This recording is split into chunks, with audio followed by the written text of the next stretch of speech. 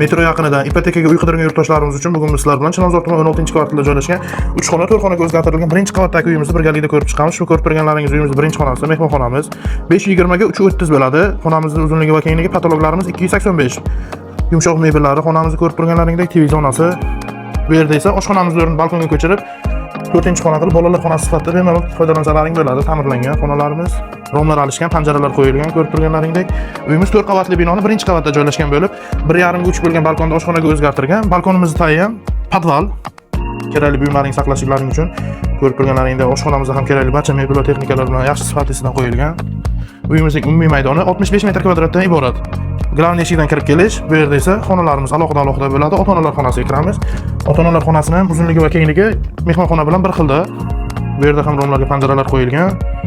Ko'rib turganlaringdek did bilan ta'mirlangan uyimiz.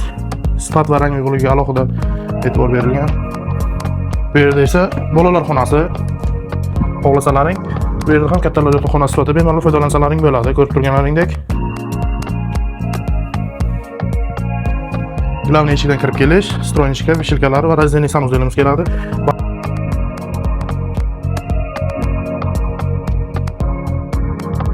Shu uyimizning mo'ljaliga keladigan bo'lsak, 16-kvartal Chilonzor metrogacha bor yo'q 300 metr uzoqlikda joylashgan 195-maktabning yonginasida joylashgan ushbu uyimizni videoda ko'rgan barcha mebel va texnikalaring bilan birgalikda $96,500 xarid qilishingiz mumkin. Agarda kimgadir qiziq bo'lsa, opsioniyadagi raqamlarga qo'ng'iroq qilishingiz mumkin.